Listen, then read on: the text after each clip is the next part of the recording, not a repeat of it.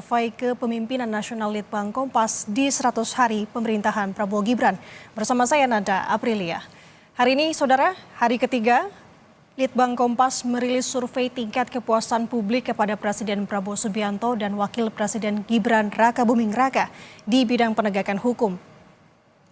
Survei Litbang Kompas ini dilakukan dengan 1.000 responden yang dipilih secara acak dan tersebar di 38 provinsi di Indonesia.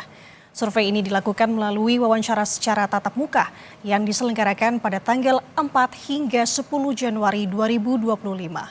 Tingkat kepercayaan survei ini adalah 95% dengan margin of error sekitar 3,10% dalam kondisi penarikan sampel acak sederhana. Survei Litbang Kompas ini sepenuhnya dibiayai oleh Harian Kompas.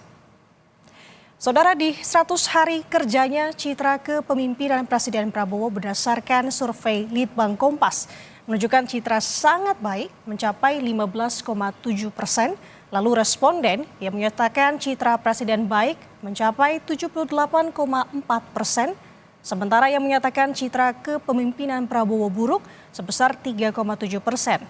Sejumlah responden juga menyatakan citra Presiden Prabowo sangat buruk sebanyak 0,5% dan yang menyatakan tidak tahu sebanyak 1,7%. Sementara citra kepemimpinan Wapres Gibran Raka Buming Raka menurut hasil survei Litbang Kompas menunjukkan 9,3% sangat baik, lalu 70,6% menunjukkan citra Wapres Gibran baik, sementara 14,2% menunjukkan citra Wapres Gibran buruk, lalu 2,3% menyatakan citra kepemimpinan Wapres Gibran sangat buruk dan 3,6% tidak tahu. Berikutnya kita lihat tingkat kepuasan publik terhadap kinerja pemerintah Prabowo Gibran di bidang penegakan hukum. Yang pertama, menuntaskan kasus hukum saudara terkait perampokan, pembunuhan, narkoba, perjudian, terorisme, dan sebagainya. Sebesar 71,8% menyatakan puas. Ini bertambah 15,7%. Sementara 23,5% menyatakan tidak puas. Lalu kedua, yakni ada indikator memberantas suap dan jual beli kasus hukum. Sebesar 57,5% menyatakan puas. Ini bertambah 14,3%. Sementara 37% menyatakan tidak puas, saudara. Ketiga, indikator menuntaskan kasus-kasus kekerasan aparat atau pelanggaran HAM. Sebesar 68,9% menyatakan puas, ini bertambah 13,7%, sementara 27,6% menyatakan tidak puas.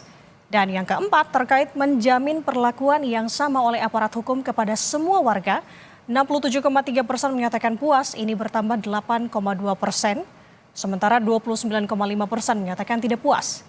Dan yang terakhir, memberantas korupsi, kolusi, dan nepotisme. 76,5% menyatakan puas, ini bertambah 22,7%, sementara 19,8% menyatakan tidak puas.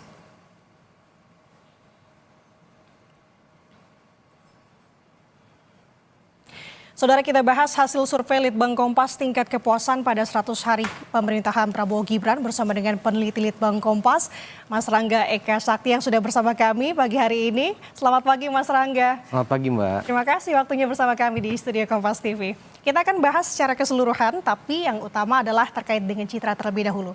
Bisa Anda gambarkan ini bagaimana cara bacanya Mas Rangga? Ya, kita memang mencoba untuk melihat ya citra kepemimpinan Pak Presiden Prabowo dengan Pak Wapres Gibran gitu. Dari sini kita bisa lihat bahwa memang citra itu artinya brand ya, brand yang ditangkap oleh publik dalam melihat Pak Presiden Prabowo itu sangat positif ya. Kita bisa lihat di sini kalau kita coba gabung antara sangat baik dan baik itu kan mencapai 94%.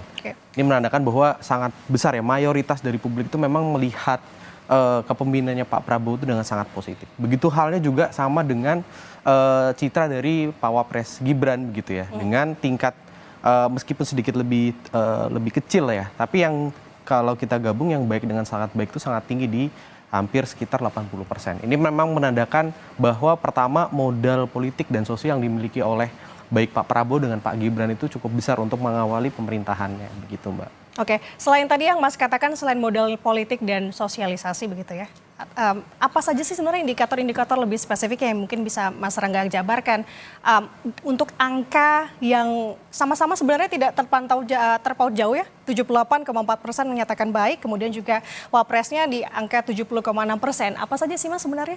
Ya, jadi memang ini adalah citra itu kan tangkapan yang dilihat dari publik begitu ya Mbak. Bagaimana publik itu melihat kan kita coba perdalam juga melalui indikator-indikator yang lebih detail. Oke. Misalnya dalam melihat kinerja pemerintah itu kita ada indikator di bidang yang akan kita bahas ini penegakan hukum, kemudian nanti akan ada ekonomi, sebelumnya ada politik dan keamanan, dan juga ada soal kesejahteraan sosial nantinya. Nah itu kemudian yang ditangkap oleh masyarakat dan termanifestasi dalam bentuk citra positif ini Mbak. Apakah kedekatan dengan masyarakat seperti kita tahu Wapres kita Gibran Rakabuming Raka kan senang sekali begitu ya, berusukan seperti ayahanda begitu ya. Dan apalagi Pak Prabowo juga sepertinya juga dengan beberapa narasi belakangan ini dalam pidatonya benar-benar menjunjung tinggi kesejahteraan dari masyarakat. Apakah itu juga membangun dari indikator-indikator ini angkanya Mas? Ya, yang jelas adalah tingginya citra baik Pak Prabowo dengan Pak Gibran ini itu menunjukkan bahwa komunikasi yang disampaikan oleh dua figur tersebut itu relatif sukses ya. Artinya pesannya mudah dipahami ya kan, kemudian mungkin relevan juga dengan apa yang dirasakan oleh publik sehingga nyambung lah, ada hubungan antara Pak Prabowo dan Pak Gibran selaku pemerintah dan juga subjek yang di pemerintahnya gitu ya. Oh gitu, berarti salah satunya adalah melihat memang ada kecocokan antara keduanya begitu sebagai pemimpin ya? Ya. Oke, kalau melihat ini semua Mas, kalau untuk ada indikator buruknya, tampaknya untuk buruk dari Wapres sendiri ini angkanya lebih tinggi dibandingkan presidennya. Apakah indikator yang dinyatakan ini sih Mas? Kalau kita lihat memang ini kan tangkapan awal ya Mbak ya. Kita melihat kira-kira selama 100 hari pertama memerintah begitu, kira-kira publik tuh melihat baik Pak Presiden dengan Pak Wapres itu seperti apa. Dari sini sih kalau kita bisa lihat take away-nya ya memang mayoritas sekali gitu yang melihat kedua sosok ini dalam lanskap yang lebih positif begitu sih Mbak. Itu sih yang mungkin bisa di ini ya. Kalau kita lihat yang buruk kemudian yang sangat buruk itu dibandingkan dengan yang melihat dengan baik dan sangat baik kan relatif jauh lebih besar yang baik kan begitu. Oke, dan ini dalam tanda kutip lagi dan penegasan bahwa ini masih dalam 100 hari kerja begitu ya, masih ada perubahan-perubahan ke depannya.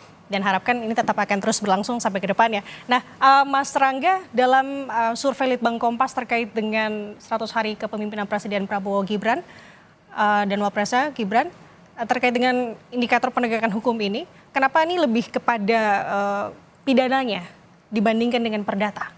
Ya, kalau dalam konteks ini kan kita mencoba untuk mengcapture persepsi publik ya Mbak ya. Persepsi publik itu kan kalau dalam konteks penegakan hukum yang lebih nampak dilihat dan mungkin dirasakan ya secara sehari-hari oleh masyarakat itu kan hukum-hukum pidana ya. Misalnya soal penuntasan kasus hukum gitu, perampokan, pembunuhan, narkoba dan lain-lain itu kan aspek-aspek yang lebih pidana begitu. Sedangkan perdata itu kan urusannya biasanya ya antara person dengan person atau privat dengan privat begitu. Jadi kita melihatnya yang di dalam konteks publiknya begitu Mbak. Oke. Nah kalau ini bisa Anda gambarkan sedikit mungkin Mas untuk spesifiknya per variabel nanti kita akan bahas satu persatu sebenarnya. Tapi apa sih penjelasan bahwa tadi ada penambahan sebesar 15,7% dan semua indikator begitu. Apa sih Mas artinya? Kalau kita tarik ke konteks yang lebih luas ya, naiknya kepuasan di bidang penegakan hukum ini kan sejalan dengan kepuasan secara umum ya. Kepuasan secara umumnya naik, di tiap indikator naik termasuk juga di indikator bidang penegakan hukum. Itu yang pertama ya. Jadi dalam suasana masyarakat itu euforia juga ya setelah tahun pemilu selesai, kemudian sudah ada pemerintahan yang relatif sudah mapan, sudah siap bekerja, dengan ada euforia itu juga itu membantu untuk mendongkrak ini juga ya, citra dan juga kepuasan itu yang pertama.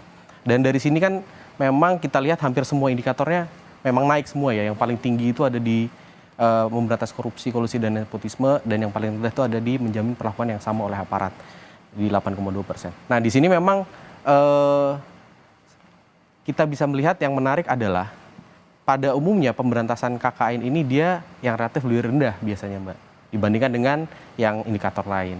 Nah mungkin tapi nanti detailnya kita bisa bahas di penyebabnya apa nanti kita akan bahas lebih spesifiknya. Oke, kita akan keep dulu, kita akan bahas satu persatu, ada beberapa indikator di sini. Jadi jangan kemana-mana, saudara tetap bersama kami di Breaking News Kompas TV. Hari ini Litbang Kompas baru saja merilis hasil survei terkait 100 hari Prabowo Gibran bekerja bersama saya Nanda Aprilia.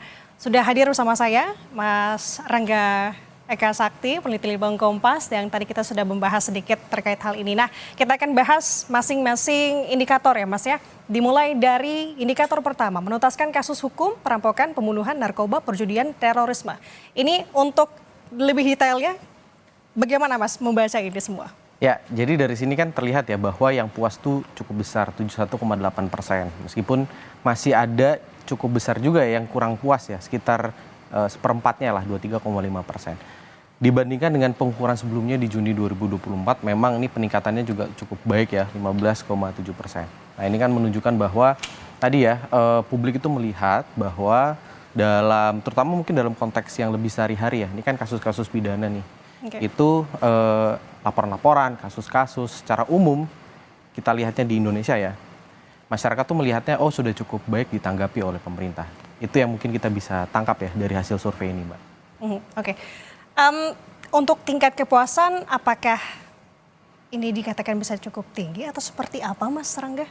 Kalau kita merujuk ke proses kita coba mengukur ya dari 2019 sampai sekarang, ini terbilang sih cukup tinggi ya, karena biasanya ini masih kalau kita bandingkan dengan yang sebelumnya saja kan 71,8% sekarang dengan penambahan 15,7%, itu berarti sebelumnya kan hanya di kisaran 60-an% gitu ya. Bahkan mungkin nggak sampai. Nah ini berarti memang kalau kita coba kontekskan dalam hal itu sudah cukup membaik lah paling tidak gitu selama 100 ini. Oke, apakah ini juga melihat dalam kurun waktu bekerjanya kepemimpinan Prabowo Gibran masih belum ada kasus yang cukup berarti terkait dengan tadi indikator ini? Di satu sisi mungkin kan untuk kita memotong benar-benar fix begitu ya antara 100 hari ini kan mungkin publik tuh juga tidak bisa terlalu ini ya mental space-nya. Tapi kita melihat bahwa paling tidak ya yang dirasakan publik akhir-akhir ini ketika data ini dikolek begitu ya, itu memang seperti itu Mbak, ada paling tidak perbaikan yang dirasakan oleh masyarakat begitu. Oke, kita akan bergeser lagi ke indikator lainnya Mas. Di sini memberantas suap dan jual beli kasus hukum dengan kepuasan 57,5% menyatakan puas, bertambah 14,3%, sementara 37% menyatakan tidak puas, dan yang menjawab tidak tahu sebesar 5,5%. Kita akan berganti untuk melihat grafiknya. Oke, sebenarnya sudah terlihat Mas di layar kaca saat ini, pemirsa juga bisa menyaksikan. Ya. Bisa Anda jabarkan dan jelaskan ini Mas, angkanya juga apa indikatornya bisa mempengaruhi? Ya, di sini kalau ini ya memberantas suap dan jual beli kasus hukum, ini jadi salah satu yang mengganjal kalau kita bisa bilang ya di survei kita kali ini ya soal penegakan hukum begitu. Dari sini kan terlihat yang mengaku puas itu 57,5% begitu ya. Sedangkan yang mengaku tidak puas tuh cukup tinggi nih dibandingkan dengan indikator lainnya, 37%. Itu artinya lebih dari sepertiga dari masyarakat itu tidak puas nih dengan indikator di bidang ini gitu. Nah, meskipun masih ada koreksi atau penambahan ya dari pengukuran sebelumnya di Juni 2024 sebesar sekitar 14%. Kenapa? Kejanggalan apa tuh Mas? Jadi begini, ini kan menunjukkan kalau publik itu melihat kasus hukum itu masih bisa diperjualbelikan. Artinya ketika misalnya ada orang yang berhadapan dengan hukum, kemudian dia punya kapital dalam bentuk baik kapital politik maupun kapital uang begitu ya, itu bisa kemudian mengakali proses hukum. Ini yang paling tidak publik itu melihatnya 37% itu melihat seperti itu gitu Mbak. Nah ini kemudian akan nyambung juga dengan nanti aspek lain yaitu kesetaraan di mata hukum atau menjamin perlakuan yang sama oleh aparat. Oke, tapi kalau dengan pemikiran seperti itu bahwa dengan kekuasaan dalam tanda kutip ya masih bisa mempengaruhi dengan jual beli hukum, berarti untuk angka ini masih bisa dikatakan memang cukup tinggi setiap hasil survei atau seperti apa? Kalau kita coba lihat di beberapa hasil survei mungkin setahun 2 tahun terakhir ya, memang aspek pemberantasan suap ini juga jadi salah satu yang masih mengganjal juga di setiap kali survei begitu Mbak. Artinya memang ini kalau kita bisa lihat kenapa kok bisa hampir di setiap kali survei aspek ini selalu menjadi yang terendah atau kedua paling bawah begitu paling tidak. itu ada problem struktural yang mungkin belum bisa dibenahi. Nah ini mungkin titik-titik kritis di mana mungkin seperti kita tahu ya, di Asta Citanya Pak Prabowo itu kan memang banyak berbicara soal reformasi hukum dan lain-lain. Nah ini mungkin jadi salah satu titik kritis begitu yang perlu untuk dibenahi segera.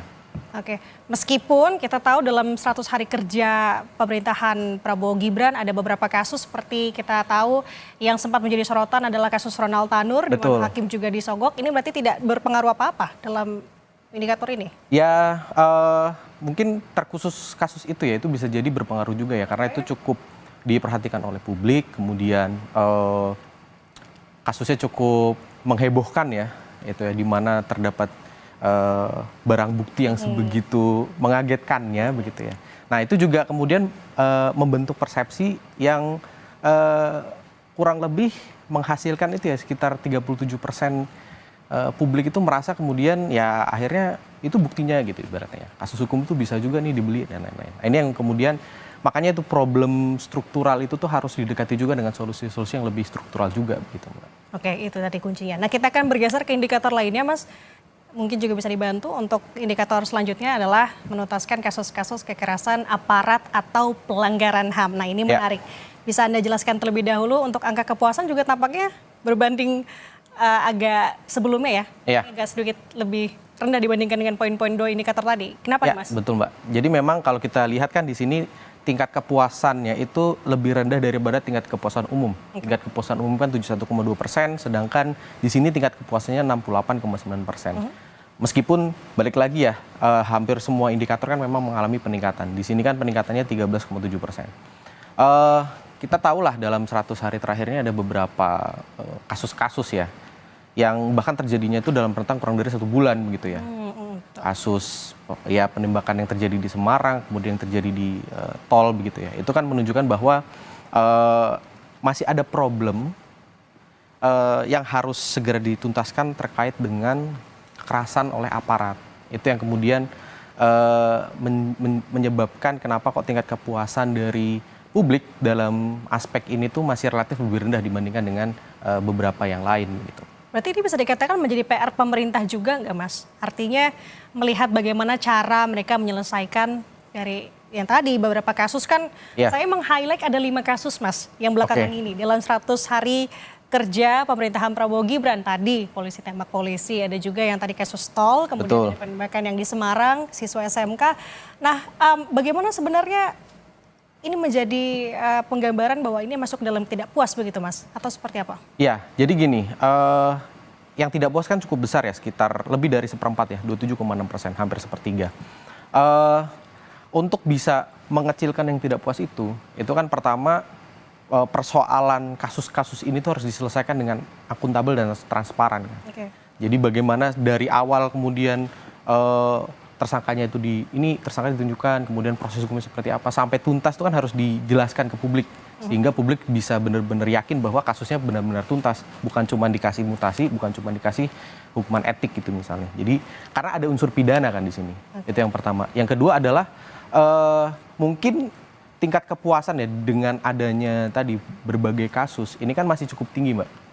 Kalau misalnya kita bandingkan dengan taruh tahun 2022 itu ketika waktu itu terjadi beberapa peristiwa besar ya, termasuk Kanjuruhan, kemudian Sambo, Teddy segala macam ya, terutama yang terkait dengan kasus kekerasan oleh aparat dan juga pelanggaran HAM itu memang jauh lebih rendah daripada ini tingkat kepuasannya.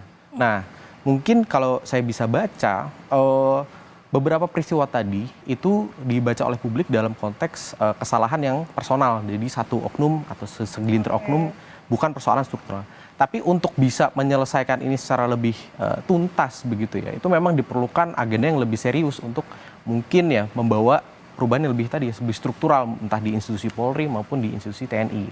Tapi walaupun memang ini sebenarnya adalah masalah instansi per instansi begitu ya, tidak secara skup mencakup dari tokoh dari presiden ataupun wapres itu sendiri, tapi ini bisa mengancam tingkat kepuasan tidak Mas? Apalagi kan saat ini muncul juga tagar terkait no viral, no justice. Nah itu apakah bisa berpengaruh bahwa buat apalah ngelapor kayak gitu-gitu Mas? Pemikiran seperti itu yang sehingga akhirnya menurunkan tingkat kepuasan lagi itu tadi? Pasti, makanya tadi ya ketika misalnya yang dirubah itu bukan cuman kasuistik ya, Jadi bukan cuma responsif ada satu. Responsif itu udah pastilah harus, karena ketika ada satu kasus yang besar pasti atensi publik ke sana. Tapi ketika perubahannya itu tadi ya lebih sistemik, dibikin sistem yang lebih rapi sehingga kemungkinan kejadian-kejadian pelanggaran HAM oleh aparat ini bisa lebih minim, itu kan tingkat kepuasan publik itu akan jauh lebih mudah untuk di-manage gitu Mbak. Ketimbang kita harus menyiapkan mitigasi krisis public relation gitu setiap ada kasus. Gitu. Nah oke itu. Nah ini kalau bahas soal ini kayak panjang ya Mas, kita akan bergeser lagi ke indikator lain, Saudara. Terkait masih dengan bidang penegakan hukum, selanjutnya ada indikator menjamin perlakuan yang sama oleh aparat hukum kepada semua warga dengan tingkat kepuasannya di 67,3%.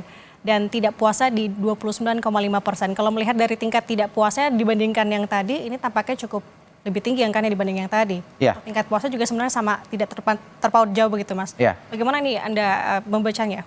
Ini memang jadi salah satu yang jadi ya. Ini nyambung juga dengan persoalan suap dan jual beli hukum. Okay. Jadi ketika misalnya publik itu melihat bahwa hukum itu bisa diperjualbelikan, kemudian suap untuk jual beli hukum itu masih marak, muncul juga persepsi di masyarakat bahwa tidak semua orang tuh kemudian punya posisi yang setara di mata hukum. Siapa yang kemudian bisa mempunyai tadi ya kapital, punya modal untuk disalurkan ketika sedang berhadapan dengan hukum, itu posisinya mungkin leverage-nya lebih tinggi gitu dibandingkan dengan mereka yang tidak punya. Nah, ini yang kembali lagi perlu akhirnya dibenahi dengan sistem yang lebih serius begitu Mbak. Ketika tadi ya ada satu kasus yang muncul yang mirip misalnya dengan kasusnya Tanur gitu misalnya ya. Ketika secara gamblang terjadi penyuapan begitu ya. Itu akan pasti mempengaruhi tingkat kepuasan di bidang yang ini nih. Dan juga tadi suap dan jual beli hukum. Jadi balik lagi ya solusinya itu harus sistemik sih Mbak. Harus struktur begitu yang dibikin. Berarti artinya ini menjadi sorotan masyarakat juga tentunya ya Mas. Apalagi ya. Semisal ada perlakuan di mana laporan dari masyarakat ini tidak digubris, tidak lanjuti. Ini berpengaruh tentunya ya. Tentu, dan itu juga tadi Mbak bilang tadi yang soal no viral no justice. Yes. Ini juga sangat menggambarkan suasana publik bahwa pada akhirnya publik itu jadi tidak percaya untuk menyelesaikan kasus yang mereka alami itu lewat prosedur yang formal begitu. Datang ke polsek itu misalnya membuat laporan dan kemudian ditangani. Akhirnya kan orang mengejar keadilan itu melalui tadi ya media sosial begitu. Sampai akhirnya pemerintah atau pihak otoritas itu mengambil atensi ketika sudah besar begitu kasusnya. Oke, indikator ini juga bisa mencakup soal vonis-vonis nggak Mas? Seperti yang sekarang kan menjadi sorotan vonisnya Harvey Mois gitu kan. Dimana juga menjadi atensi dari Presiden bahwa dapat menyakiti hati masyarakat untuk vonis yang terlalu ringan untuk para koruptor tuh. Apakah ini juga bisa mencakup? Ya itu salah satu faktor juga yang bisa membuat situasi ini ya, di mana tingkat kepuasannya relatif rendah, yang tidak puas juga cukup tinggi begitu ya Mbak. Karena korupsi itu kan kejahatan yang publik itu sangat rasakan begitu ya. Itu sangat berdampak pada semuanya kan Mbak. Kehidupan sehari-hari, infrastruktur dan lain-lain. Dan itu juga ketika kasus-kasus korupsi itu hukumannya relatif, bahkan dalam beberapa kasus seperti yang di Harvey Mois itu kan hakim memutuskan di bawah tuntutan begitu. Yep. Nah, itu cukup melukai perasaan keadilan masyarakat itu tadi gitu, Mbak. Oke. Tapi dengan sikap dari Presiden Prabowo Subianto yang langsung memberikan statement bahwa hal itu menyakiti hati masyarakat, kemudian juga memberikan atensi bahwa sebaiknya vonis ini untuk kasus ya sebenarnya tidak disebutkan spesifik untuk kasus Harvey Mois, tapi untuk vonis yang terlalu rendah untuk para koruptor, maka dia menyebut bahwa 50 tahun dan langsung menembak itu. Apakah menjadi efek kepercayaan juga untuk masyarakat bahwa yakin di pemerintahan Presiden Prabowo untuk sistem aparat hukum dapat mengadili seadil-adilnya ini bisa diberlakukan atau seperti apa Mas Rangga? Kalau dalam konteks persepsi publik ya itu tentu akan jadi nilai plus ya, karena publik melihat oh berarti Bapak Presiden ini serius nih dalam menghadapi problem korupsi itu. Tapi hal itu kan juga harus diimbangi juga dengan penguatan dalam aspek tadi ya struktur. Harus ada mungkin tambahan di undang-undang terkait dengan tipikor gitu misalnya. Agar aparat-aparat penegak hukum juga punya landasan yang kuat ketika misal memang harus memberikan hukuman yang maksimal kepada para koruptor begitu, Mbak. Nah itu tadi landasan hukumnya ya harus jelas juga. Kita akan bergeser ke indikator lain, saudara. Kita lihat di sini masih dengan bidang penegakan hukum. Untuk indikator memberantas korupsi, kolusi, dan nepotisme dengan tingkat kepuasan 76,5%, Mas Rangga. Ya, aspek ini memang yang tingkat kepuasannya paling tinggi. Ini yang mendorong tingkat kepuasan secara umum di bidang penegakan hukum sampai di angka 71,2%. Angka yang sejak 2019 itu belum pernah nih sampai setinggi ini begitu. Kalau kita bisa lihat memang, dan penambahannya kita bisa lihat ya, 22,7% dibandingkan dengan pengukuran sebelumnya. Ini kan menunjukkan bahwa sebelumnya aspek ini justru yang paling rendah kan sebenarnya. Di bidang penegakan hukum begitu. Okay. Nah, dalam 100 hari terakhir kita tahu ada beberapa kasus yang sedang berjalan ya, yang melibatkan sosok-sosok yang cukup high profile begitu ya. Nah, ini bisa jadi mempengaruhi persepsi publik sehingga muncul nuansa bahwa siapapun kemudian tidak kebal ketika melakukan korupsi, siapapun itu ya, dengan status sosial atau status politik apapun, begitu Mbak. Oke, ini sebenarnya kemarin kan kalau kita melihat dari KPK sendiri kan melakukan pengecekan LHKPN, ada sebanyak pejabat negara yang sudah melaporkan itu 100 lebih kalau tidak salah. Nah, apakah dengan di mana kan ini juga mendapatkan atensi dari Presiden begitu ya, untuk pejabat negara khususnya ini bisa melaporkan LHKPN dan lain-lain sebagainya untuk meminimalisir atau mentiadakan terkait dengan korupsi itu setidaknya di dalam tubuh kabinetnya. Maka ini menjadi kepercayaan juga untuk masyarakat, untuk pemerintahan Presiden Prabowo. Kalau kita ngomong dalam konteks pemerintah Pak Prabowo ya Mbak, ya, memang kan dari awal korupsi ini kan jadi salah satu, baik itu secara retorika ya, artinya disampaikan ke publik ketika berpidato dan lain-lain, sampai ke dokumen-dokumen yang visi misi dan lain-lain ya, rencana kerja itu jadi salah satu yang mendapatkan penekanan. Ya kita bisa lihat mungkin di sini paling tidak publik itu menangkap adanya harapan gitu, harapan bahwa oh paling tidak kayaknya nih Pak Prabowo ini cukup serius nih untuk benar-benar mengatasi persoalan korupsi begitu. Namun kembali lagi ya, ini juga tetap harus dibuktikan dengan kinerja yang betul-betul tidak korup tadi begitu. Membacanya harus with a grain of salt bahasanya. Jadi memang harus diimbangi dengan pemahaman bahwa masih panjang sekali masa jabatan Pak Prabowo dan Gibran, sehingga harapan ini harus tetap dijawab gitu. Ini terkait dengan harapan gitu ya. Nah, berarti apakah yang kemarin sempat ramai juga terkait dengan pengampunan untuk hukuman koruptor ini berpengaruh juga atau seperti apa Mas kalau Mas Rangga lihat? Nah ini kan tadi ya, narasi pengampunan terhadap koruptor itu kan kemudian mendapat reaksi yang negatif kan dari publik. Dan dengan reaksi negatif itu kita bisa lihat kemudian pemerintah secara langsung akhirnya tidak melanjutkan gagasan itu kan, tidak menjadi formil begitulah ya. Nah, itu menunjukkan bahwa dalam konteks korupsi, saya rasa memang pemerintah cukup sensitif untuk melihat mood publik juga gitu. Oke. Makanya secepatnya langsung diklarifikasi begitu. Betul. Ya. Oke, kita bergeser ke indikator lain.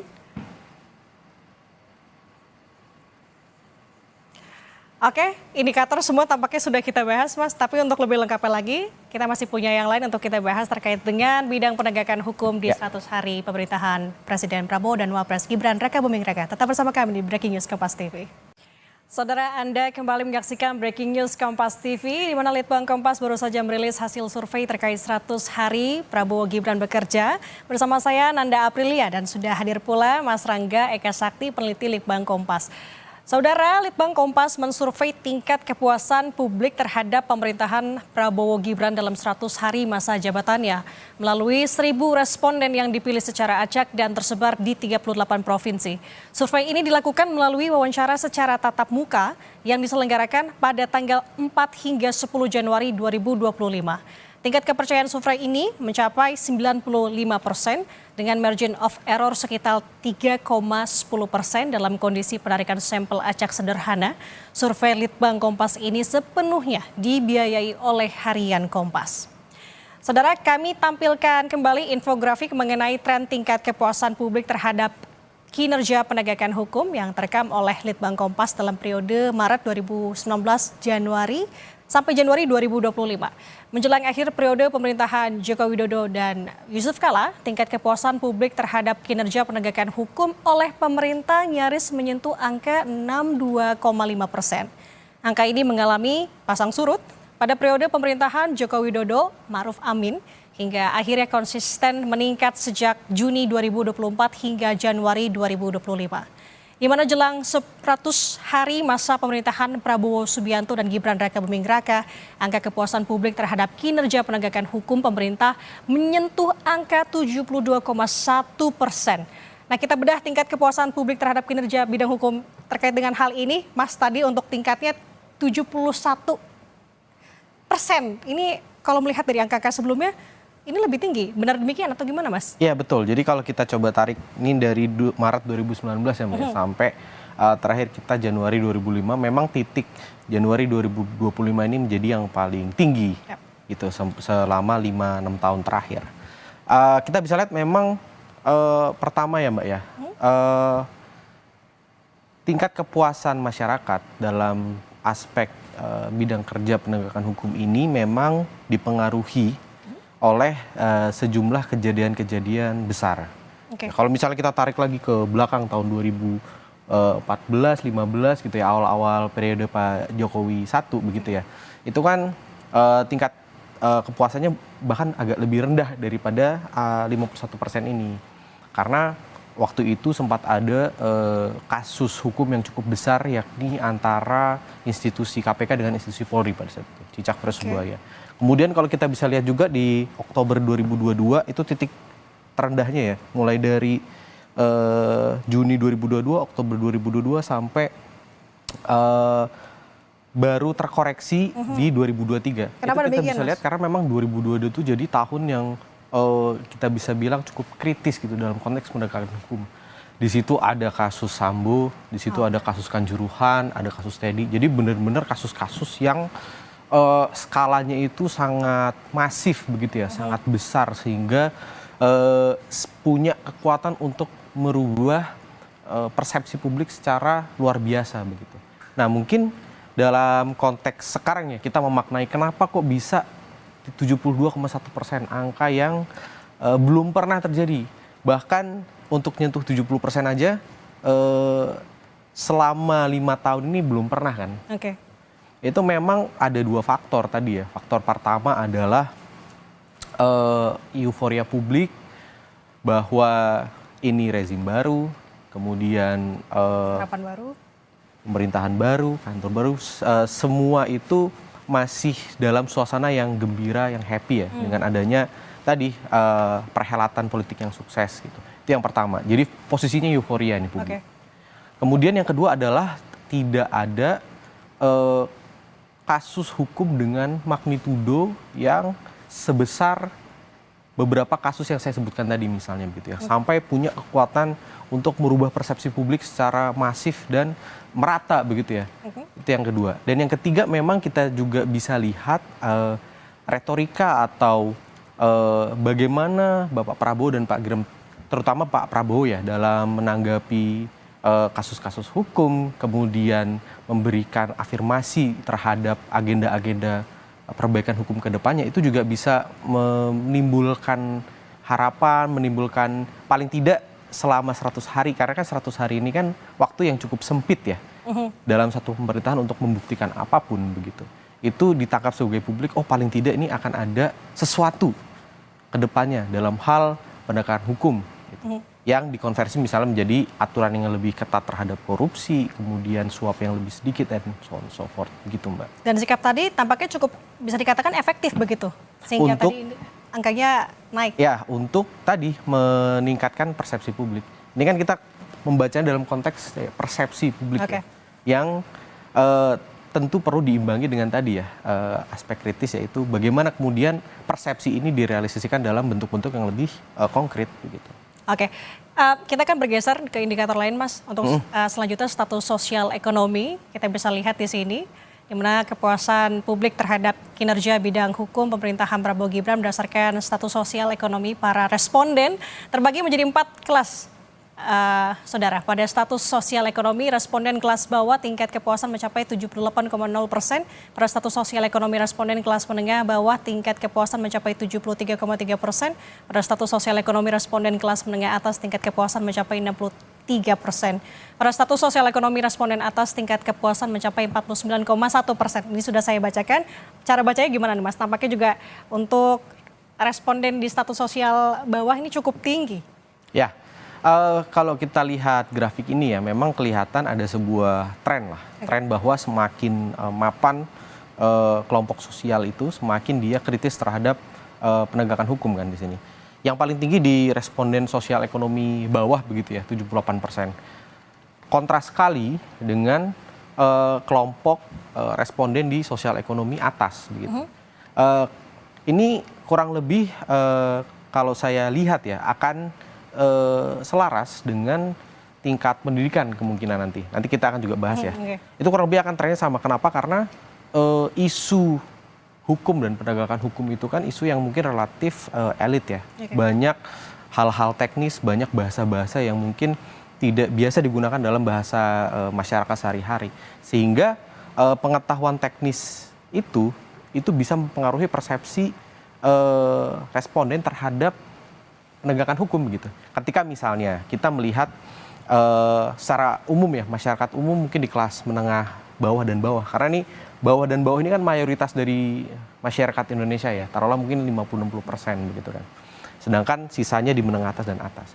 Jadi mayoritas publik kan melihatnya itu sangat positif. 78%, 73,3%. Dalam hal misalnya tadi ya, ada satu kasus korupsi, kemudian dinilai terlalu rendah, kemudian pemerintah itu dalam konteks ini presiden gitu ya memberikan sinyal bahwa oh, ini terlalu rendah, kita harus tinggikan segala macam gitu. Dari luar begitu ya, dari permukaan kan terlihat bahwa wah ini adalah upaya yang luar biasa dari pemimpin kita, bagaimana caranya untuk memberantas korupsi dan lain. Tapi ketika kita masuk ke substansi hukumnya, ini kan menjadi persoalan yang berbeda begitu. Orang yang punya pengetahuan hukum kemudian mempertanyakan kok bisa misalnya. Kenapa kok bisa? Pertama tuntutannya misalnya di bawah dari tuntutan begitu ya, putusannya. Kemudian apakah kemudian tidak ada bukti yang lebih kuat kah? Atau apakah mungkin sebenarnya kita itu butuh peraturan perundangan yang lebih ketat terhadap korupsi kah? Jadi ngelihatnya beda gitu Mbak. Apa yang dilihat positif di kelompok masyarakat bawah dan menengah bawah belum tentu dilihat positif oleh kelompok menengah atas dan atas yang mungkin lebih punya akses ke informasi dan pengetahuan yang lebih dalam konteks penegakan hukum. Nah, hal-hal tadi yang Mas Rangga sampaikan ini mempengaruhi tingkat kepercayaan untuk kalangan kelas atas begitu? Betul Mbak.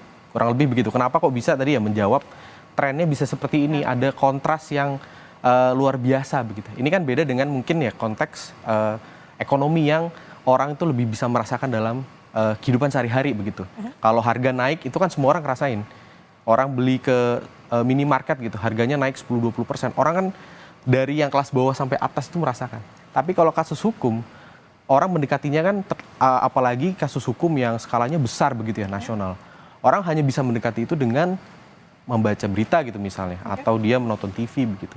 Sehingga pengetahuan per individu terhadap konteks hukum itu sangat mempengaruhi bagaimana mereka kemudian melihat nih puas nggak puasnya dengan penegakan hukum ini tadi begitu Mbak. Nah itu menjadi perbedaan juga yang tadi Mas katakan cukup jomplang dalam masa sehari-hari. Nah tadi juga Mas Rangga katakan bahwa kita akan melihat juga dari tingkat pendidikannya seperti apa kalau ini untuk status sosial ekonomi.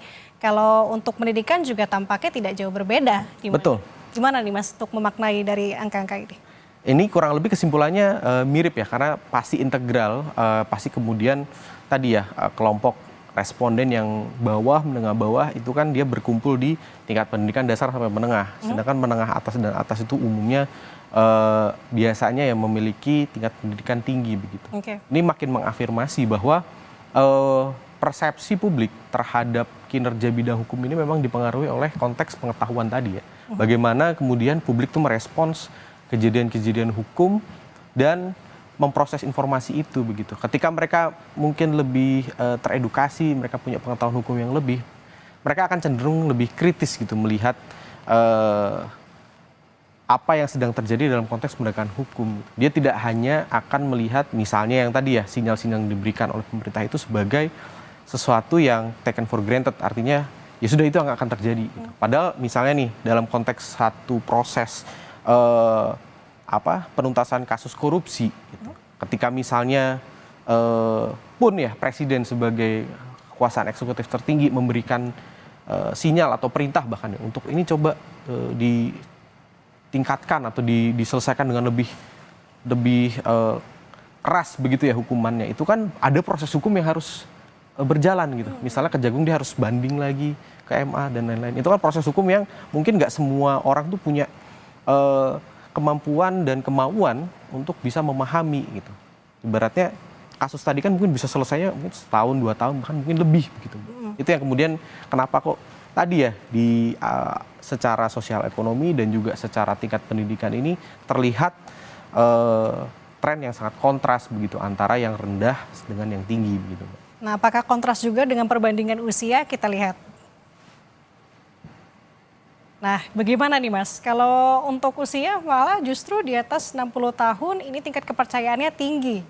Ya, kalau saya membacanya sih mungkin begini Mbak, kalau dalam konteks usia justru yang menarik itu di kelompok 24 sampai 40 tahun. Jadi kelompok-kelompok Gen Z milenial inilah yang mungkin kebanyakan yang milenial ya, yang mungkin dia sudah mengalami, dia punya akses yang cukup luas terhadap informasi ya, sudah cukup melek digital, mereka sudah cukup fasih lah ya untuk mencari informasi, dan mereka cukup mengalami konteks hukum yang cukup luas. 24-40 tahun kan ada mungkin paling nggak 5 sampai 10 tahun ke belakang tuh udah melihat gitu loh Mbak, apa aja yang sudah terjadi begitu. Sehingga melihat kasus-kasus yang terjadi dalam konteks penegakan hukum ini lebih kritis dibandingkan dengan mungkin yang lain begitu ya. Di kelompok usia muda di bawah 23 tahun mungkin baru bisa milih, baru bisa iya kan, masih cukup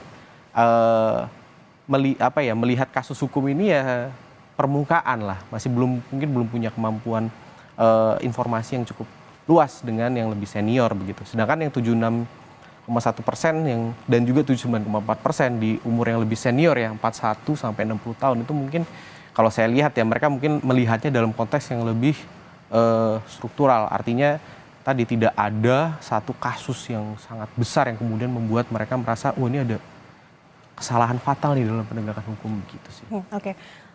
Kalau bisa kita lihat gitu ya Mas, dari indikator-indikator tadi sebelumnya, angkanya memang kebanyakannya di atas 50%. Apa yang menjadi tantangan dari pemerintahan Prabowo Gibran untuk kemudian bisa menjaga angka-angka ini agar tetap eksistensi, agar tetap seperti ini? Ya, ibaratnya kalau kata orang-orang ya, kan semakin di atas, anginnya semakin kencang. Pasti juga sama halnya dengan ini ya, semakin tinggi ekspektasi publik.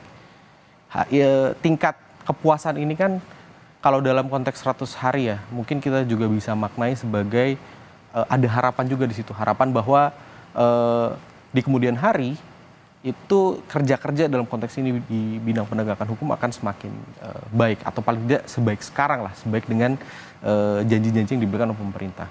Apabila harapan itu tidak dipenuhi oleh pemerintah, tidak menutup kemungkinan kemudian tingkat kepuasan itu akan menurun begitu dalam pengukuran berikutnya. Terlebih lagi dalam bidang penegakan hukum ini kejadian-kejadian yang tidak terduga kan Mbak. Siapa yang bisa menduga apa yang terjadi dengan kasus Sambo misalnya atau Kanjuruhan begitu ya yang sangat masif itu bisa merubah persepsi publik dalam waktu yang instan gitu. Dan bahkan bisa kemudian menimpa kerja-kerja yang sebelumnya sudah dilakukan oleh pemerintah dalam konteks ini. Nah itu yang perlu, kenapa saya tekankan lagi perubahannya struktural. Karena ketika mitigasi yang dilakukan hanya kasuistik, ketika ada satu kasus besar yang meledak begitu, kerja-kerja kasuistik tadi tidak akan mampu untuk menutupi kekecewaan publik. Itu yang harus jadi poin kritis mungkin ya, yang bisa dilakukan oleh pemerintah ke depannya. Sikap ya Mas, bisa digarisbawahi sikap pemerintahan seperti apa dengan perubahan-perubahan cepat itu. Oke, kita masih ada informasi-informasi lainnya, tapi tetap bersama kami, saudara. Informasi lainnya akan kami hadirkan usai jeda. Anda kembali menyaksikan Breaking News Kompas TV bersama saya Nanda Aprilia dan bersama dengan saya peneliti Litbang Kompas Rangga Eka Sakti. Saat ini, saudara Litbang Kompas mensurvei tingkat kepuasan publik terhadap pemerintah Prabowo Gibran dalam 100 hari masa jabatannya melalui 1.000 responden yang dipilih secara acak dan tersebar di 38 provinsi di Indonesia. Survei ini dilakukan melalui wawancara secara tatap muka yang diselenggarakan pada tanggal 4 hingga 10 Januari 2025. Tingkat kepercayaan survei ini mencapai 95% dengan margin of error sekitar 3,10%. Dalam kondisi penarikan sampel acak sederhana, survei Litbang Kompas ini sepenuhnya dibiayai oleh Harian Kompas. Mas Rangga, tadi kita sudah bahas banyak sekali indikator-indikator, kita bisa melihat lagi terkait dengan penegakan hukum secara garis besar dari indikator-indikator ini, apa yang kemudian menjadi evaluasi untuk pemerintah Prabowo Gibran. Kalau kita mengingatkan ada asta cita yang digaungkan, apalagi soal hukum, ada reformasi hukum. Apa yang bisa Anda... Ya, jadi untuk konklusi juga ya Mbak ya, bahwa kalau kita lihat memang tingkat kepuasan di bidang penegakan hukum ini kan peningkatannya cukup besar tadi ya, 14,7%, kemudian all time high dari 2019 begitu. Namun kalau misalnya kita bisa dibandingkan dengan bidang kerja lain, sebenarnya bidang kerja penegakan hukum itu yang paling rendah tingkat kepuasannya dibandingkan dengan yang lainnya. Yang lain itu berapa sampai 80% lebih. Itu yang pertama ya, bahwa meskipun naik, ini masih menjadi titik kritis dari kinerja pemerintah sebetulnya. Itu yang pertama. Yang kedua, ini juga sejalan dengan agenda tadi, reformasi hukum yang disampaikan oleh Bapak Prabowo terutama ya, dari zaman kampanye sampai sekarang sudah menjabat begitu.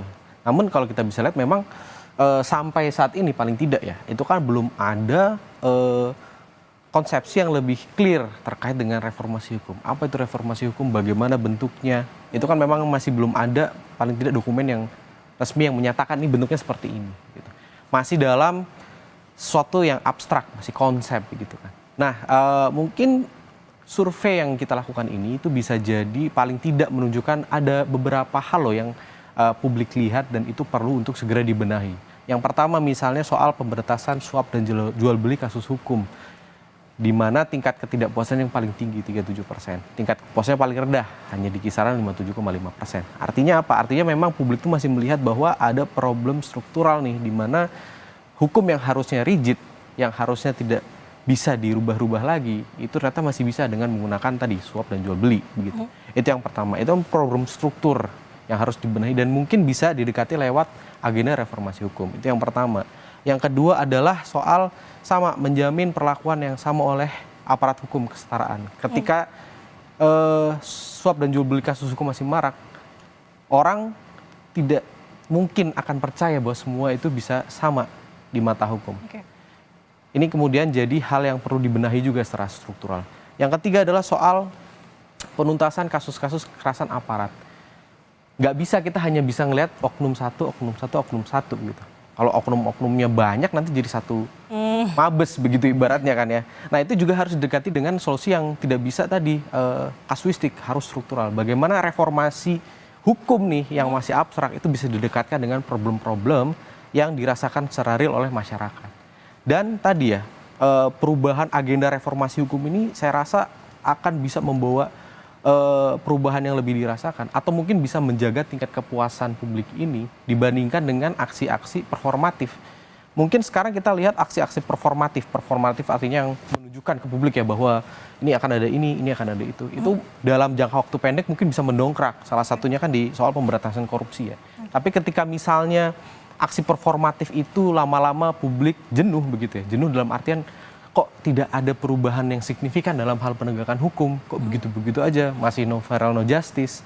Nah itu lama-lama publik juga tidak akan jadi kebal gitu, ibaratnya minum antibiotik dia akan kebal gitu dengan itu lagi. Jadi perubahan yang harus dilakukan itu perubahan yang alih-alih ya performatif, itu lebih struktural tadi. Oke, itu tadi masukan-masukannya dan tentu harapannya dari hasil survei Litbang Kompas ini juga bisa mungkin menjadi rujukan begitu ya untuk pemerintahan Presiden Prabowo dan Wapres Gibran Raka Buming Raka. Apalagi punya cita-citanya reformasi hukum begitu. Baik, itu tadi penjabarannya. Terima kasih Mas Rangga sudah bersama dengan kami di Breaking News Kompas TV. Sehat selalu Mas Rangga. Terima kasih, sehat selalu. Dan saudara, kita tutup Breaking News Kompas TV. Saya Nanda Aprilia mewakili tim yang bertugas pamit undur diri. Terima kasih, sampai jumpa.